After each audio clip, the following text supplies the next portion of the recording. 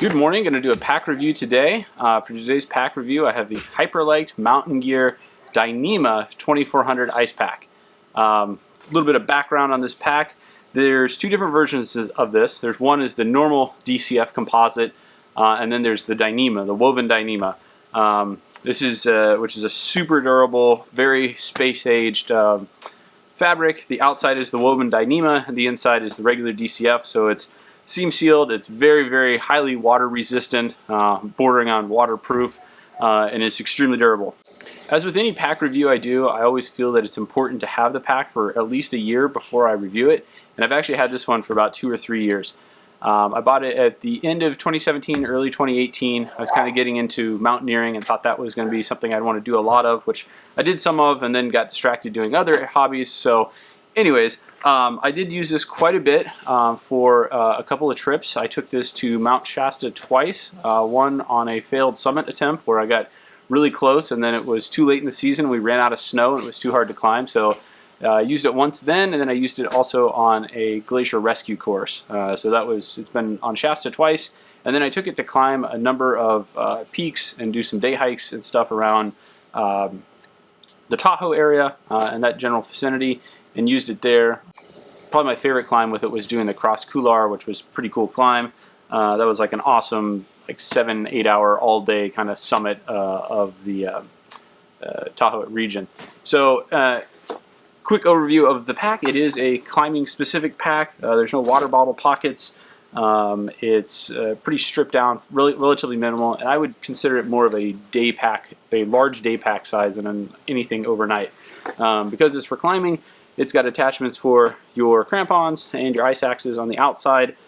I use this also as a large day pack. I used it a couple of times to do some pack rafting adventures here in California. It's good for kind of a intermediate sized backpack that's not on the too big scale or not too small, where you can fit some gear and some stuff into it. And it's got that super durable, cool fabric. So next up is easy use. I'm going to start at the top of the pack and work my way down, talk about some of the features and how it makes the pack easy to use or not easy to use. The first thing to mention or talk about when it comes to easy use is the roll top. So a lot of climbing packs typically have like a brain on top or a lid that has a zipper, so you can get to small stuff like a bar, your GPS, a map, things like that. This doesn't have it. It has a standard kind of dry bag roll top closure.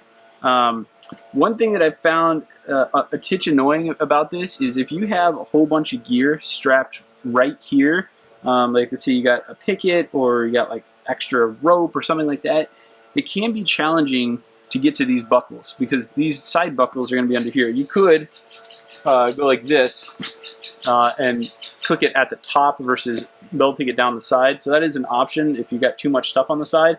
But then you lose some of the compressibility being able to pull down on the top. The other thing about the roll top, once you pull the roll top up, it does have Velcro. So this roll top edge here is got a Velcro to it. And one thing I've found is if I have thick gloves on, which typically is what you're going to have on if you're climbing, it can be challenging to get into this. You can't really just grab and open this. I found usually it's best to put my thumb in the corner and then kind of pull back and you can rip it open. The other thing I've thought about doing that I didn't ever do was to stitch 2 little pieces of just webbing here so I could pull and it would separate the roll top easier. So the roll top is nice because it's able to compress the pack, it's able to seal everything out away from the elements. It's a pretty bomb-proof, simple thing. There's no zippers or anything to break up top. But the ability to get into the pack quickly and get to your stuff is a little bit slowed down, especially if you have stuff mounted to the side. So I'm going to there's some pluses and minuses to the roll top. Next up, let's talk about crampon attachment. There's a space right here on the pack that's meant for you to attach your crampons on the outside, which I typically like to do. It's nice because you don't have to carry a crampon bag, and if you need to take them on and off a lot, which sometimes tends to happen with some of the routes I've done, as far as going from snow to rock, and having expanses like that, it's nice to be able to take them off and get to them quickly. You'll see that I've have these on here a different way than the Hyperlite Mountain Gear method. They have, if you look at the stock photos, a bungee cord that goes around it, and it's just like your standard old bungee cord. I used to use them on boats a lot. And I was never super thrilled with that for a couple of reasons. Is it was hard to connect if you had gloves on, I found, and it almost needed 2 bungee cords, not just one, because sometimes they would twist and fall off. And if the pack was not full to absolute max, it sometimes didn't hold the crampons on the best. So what I've switched to are these like ski straps. These are kind of long. I have some shorter ones, but these seem to work a lot better, that I can do and undo these with gloves on, and they are, once these are locked down, there's no way these are falling off. So I find this a relatively quick method of securing and taking them off and putting them back on. There are 2 rows of webbing right here that you can easily pass them under, and then when they're not in use, these are the longer ones. I have shorter ones. You can kind of tighten them down on each other so they're not completely flopping around. So the stock standard method is kind of okay, but it didn't work the best for me, and I kind of like using these straps a lot more. So I did remove that bungee cord in order to make this work. You could leave the bungee cord there, but I found it was just kind of in the way. Next up, so let's talk about ice tool attachment. This is the ice pack, so it should be able to carry some ice tools. It is secured 2 ways. There's a fabric flap down here that the picks can go through, and then there's 2 buckles that connect. And then up top, they use a really long bungee cord that you can simply kind of go up and over the top of the tool to remove it off. And that's how they have it set up. Couple of thoughts on this attachment system. I like it. I wish this area was just a titch looser with a curved like ice tool like this versus kind of a straight one. I find sometimes it's a little pain in the butt to kind of wedge it and get it in here. Sometimes when there's 2 tools, it's a little challenging to get them to fit in here. It's not terrible, but it's a little close. They use these Fastech buckles right here, which I don't know if I'm a huge fan of. I would rather have, a lot of packs have like a piece of aluminum that has a bungee through it that you would put through the holes on the top of the ice axes. The problem with these buckles is I'm afraid they're going to break. They haven't yet, but they, when you set a pack down and it rocks over, the first thing to hit is going to be these buckles. The other thing that's happened to me once or twice is I've laid the pack down, either with or without tools. It's happened once or twice, and there's gravel, dirt, sand, that kind of stuff, and it'll get stuck in these buckles. And I had one clog once. I had to get a knife out and like unwedge the dirt and rocks that was stuck in the buckle. So just something to think about. These are really like hollow cut, super lightweight buckles, so maybe a heavier duty one would prevent that. It's kind of a minor problem. Up top, the bungee cord is a good thing. I have got these stuck before, like when not in use. You got to wrap them through these webbings, otherwise they're kind of flapping around. So just something to think about. I think I prefer, you could easily take these off and put some Velcro strips up here. I think I prefer the Velcro just because it's a little bit more streamlined. But these work good enough. So I would rate it, kind of like a B+ as far as the attachment system of the ice axes. They're relatively quick to get your tools out. Relatively quick. Of course, it's a little stuck and I have the guard on, but there you go. So it comes out pretty easy.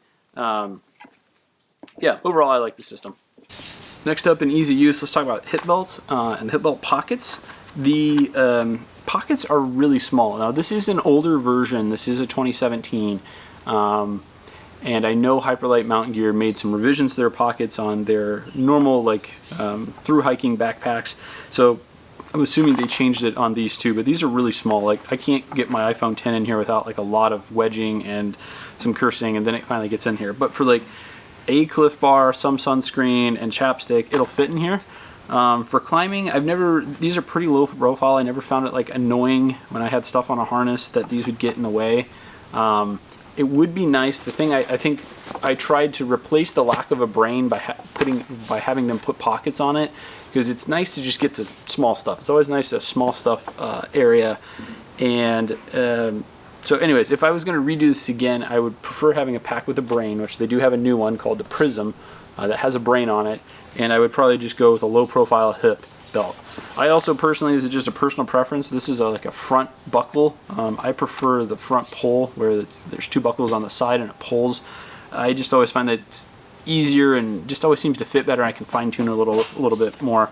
Again, personal preference. I just don't like front clip buckles if I can avoid it. So let's talk about the final subject on ease of use, and that's going to be the side of the pack. The side of the pack has 2 straps here. It's kind of cool that they did them a different color than some of the other webbing, so you know which ones are which. Couple of things about the side straps. I think they're awesome. You need this on this style of pack to be able to compress the pack if you don't have much stuff in it, or let it expand. It keeps it as a nice tight package. One annoyance that I found, and this is kind of increases the fiddle factor of this pack, is that the webbing, and you could probably ask them to change this, the webbing's just a titch too short. If you put 2 pickets under this, or maybe 3, sometimes I had 3 or 4 pickets depending on what we were doing, if it was a course or whatever, they barely fit. They just barely fit under here, and then you're left with this like half-inch little tag of tab, and you're trying to pull on this and get them tight, and you can't ever do it. So I'd rather have, 4 or 5 inches more of webbing that I would have, and I don't really see this, excess webbing sometimes flaps around, the wind hits you in the face and stuff. You could easily tuck it in, especially with these straps. They're down low enough, they're not near your head. I'm not really worried about that. So the side straps just a titch longer would make me a little bit happier to be able to carry a little bit more gear. Another note on webbing straps is the top roll tab strap, and I like it quite a bit. They do something different than most, is they have this Y thread which has a ton of extra webbing, and then they have it goes over the top and connects in the back. And this strap is huge. You can fit quite a bit on top. Like if I loosen this all the way up, this is typically where I've put ropes before. You can put one heck of a big rope. And there's no rope that's that big that I'm going to be carrying, that's for sure. So it does a good job. And then the nice thing is with the kind of Y shape of this, when you cinch this down, if you have it wound in the middle, a rope, the knot can go in between this, and it really holds it super and secure because the strap is on either side of your rope kind of mess that would be going over the sides, and it really secures it down super well. So I do like the top compression system. That looks really well. One other thing to note, I haven't used this necessarily, but if you were doing like a haul up a wall, like you're doing climbing, doing a bunch of rock climbing or something with it, there is a loop right here on the back of this strap that you could put a beaner through here and a beaner through here, and then you could do an equal haul up versus just kind of holding it, trying to haul it up a wall like this. You could level it out so it would be easier to haul straight up. So just something to think about. It's nice that that's there. Final thing on ease of use is there is some daisy chains on this. So there's 2 right here that run down either side of the ice axe attachment, and then there's another one right here. If I were to make one little tweak, maybe this is really minor, is I might just put one attachment point here for this top buckle, move this daisy chain over, and then I would be able to better strap stuff here because I would have a point of contact here and a point of contact here. You could strap more stuff on with excess webbing and then just keep these as side compression straps. As an idea I thought about, I don't know if that would really work, but maybe something to test out. Quick look inside the pack. You can see there's this attached Dyneema pouch to carry your small stuff. And then under here are the 2 aluminum stays, and then the thin piece of foam is sealed inside. Other than that, nothing else on the inside. You can see here that the seams are taped. Like here's a daisy chain, it's completely taped. This is proven to be very good tape. I haven't had any peeling or problems. Dirt seems to collect kind of along the edges, but no issues with the tape. And the bottom is also sealed. So next subject is load carry. This pack is mainly designed for climbing and doing that in kind of a in and out day type thing, or going back to a base camp. And with that, you're going to be carrying somewhere between probably 20 to 30 pounds of gear, depending on how much climbing equipment you have. I think the suspension is fine up to 30 pounds. I would say it's probably adequate enough for that. If you go over that amount, you're going to be in discomfort. There's a really good review of the Southwest 3400, which is another like their through hiking packs, and it uses the same suspension as this. It's a review done by Backpacking Light, and he did all these tests and basically showed anything over 30 pounds on the suspension and things will start to crumble. So if you're trying to use this as an overnight alpine pack where you're going to have to carry a bag, sleeping gear, maybe a bigger puffy jacket or more equipment, you're going to really struggle because you're probably going to run out of room on the inside, have to strap some stuff to the outside like I've done, and then you're really pushing the suspension to a max. So what is the suspension? Let's talk about that briefly. You have the waist belt, which we talked about, which is, I would say, adequately padded and nice. You have the 2 shoulder straps. There are no load lifters. The frame, and it wouldn't do anything if there was, because the frame stops right here. The frame, there are 2 aluminum stays that run from here at the top of the shoulder straps all the way down to the waist belt, and they're kind of anatomically curved. And then there's a enclosed bit of foam. It's probably like 1/4 inch, maybe 3/8. It's pretty thin. That's enclosed, non-removable, to kind of protect your back from stuff in the inside.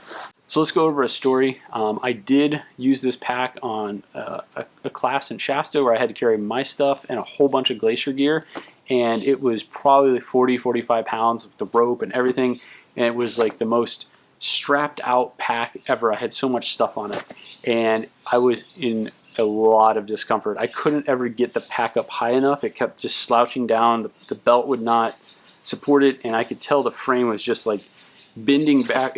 When it collapses, you put too much weight on it, it bends backwards, and the pack kind of squishes like this. So you go from a flat surface on your back to kind of like a bulge on your back. You can even see it right now, just loaded up with blankets a little bit, that you have this rounding effect in the middle, and the pack kind of contours in and like this, and it just doesn't seem to hold the load, whereas typically in a pack that would have a solid frame sheet or heavier foam, you're going to have less of that kind of like falling apart of the frame right here. And for whatever reasons, when that happens, it seems to put undue strain on your shoulders. So I've also just did, probably like 3 months ago, did a video where I went, I took this on a long day hike. I had a lot of stuff on that. I brought some, like an axe, a lot of camera gear, things like that. So I had this loaded up probably with 25-30 pounds, which is kind of its recommended load limit. And I did that one weekend, and then the next weekend I went out with my ULA circuit, and I could tell just because I'd used the pack so frequently back to back that the circuit seemed to have a little bit better load carrier, feel better than this, even when they were loaded at their recommended 25 to 30 pound load. That's completely anecdotal, but that was just my opinions or thoughts. Go away, Crow. Final note on Hyperlite Mountain Gear packs, just in general, or a thought at least, is they run, as far as I can tell on their website, this is the only pack I've had from them, their full-size pack, they seem to run the full suspension on both their 2400 pack all the way up to their 5400 pack, and they recommend the smaller loads are 40 pounds and the heavier ones are 60, but they have the same suspension. I don't know how it's possible. Yes, you could put that much weight in the pack. Are you going to have a very sore, beat-up body after 5 to 6 miles? Yeah, you probably are. So I think if I were to make a couple of recommendations or thoughts just about the Hyperlite Mountain Gear suspension, I like it, the concept, very minimal, but for the heavier loads and for people that aren't just doing an ultralight backpack, those that have to carry climbing gear or a pack raft or extra stuff, I think going back to the drawing board and adding some additional support would be helpful. 6 more ounces of suspension I think would be worth it for the long term.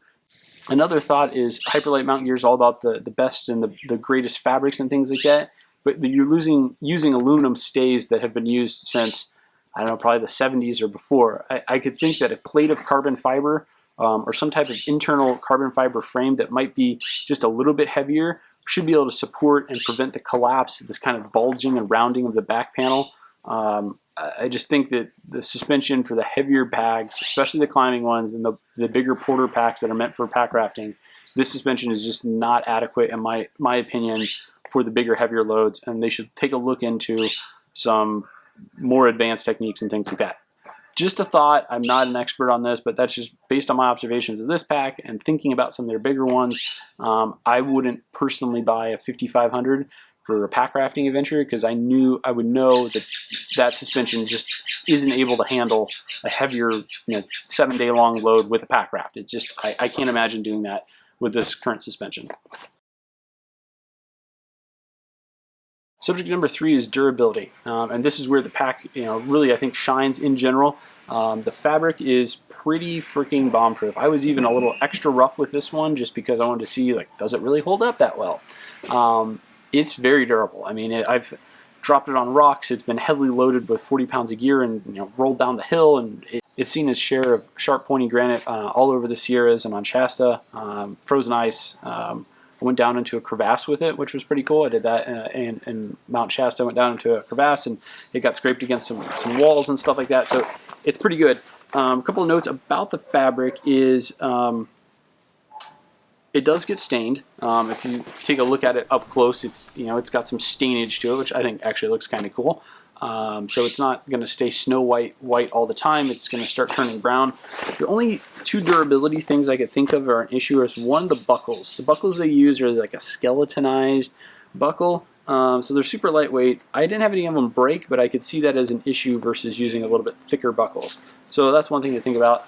My big durability long-term issue I could think of is the bottom of the pack. The bottom of the pack, that's the only place I'm starting to see some fraying of the fabric, which makes sense. That's where it's going to hit the ground and take the most load. The problem I've noticed is on the bottom seam. So there's a seam that goes around here on the bottom, and that seems to be where all the frayed fibers are starting to come from. And I burned these off and they're fine, but I could see if you use this for a couple more seasons or whatever, you're going to start getting more abrasion around the seam. I don't know if the seam manufacturing could be changed so you have a piece of fabric that comes up higher, like to here or something, so that there's not this bottom piece that's just rubbing. Right on the actual bottom where there's no seam, the fabric is fine. It seems to be wherever there's a seam though on the bottom, that seems to be where the wear is. So just something to think about if you're going to try to redesign it. See if you can make this a solid sheet of fabric a little bit higher up so it's one piece on the bottom. But this bottom part right here is, this is the bottom of the pack, is going to be the highest wear. Sitting it down, and it almost always wants to roll backwards. So something to think about on the durability. Topic number 4, my final one, is weight to volume ratio. I think, and this is completely Kyle's opinion, anecdotal, no science going on here, it's pretty good. The pack weighs in at just a little over 2 pounds, like 2 1/4, something like that. So it's relatively lightweight. For this level of durability and uniqueness, I would say, and ability to carry a relatively decently heavy load up to about 30 pounds, I would say it's pretty good. The weight to volume ratio seems right on kind of where it needs to be. So that's good. Not all packs, I can say that. So final thoughts. Who is this pack for? I think 2 things to go for. One, someone who's doing something that's light and fast, has a gear load under 30 pounds, and is in some type of very damp condition. If it's super cold out, you don't need this level of weather resistance and pack.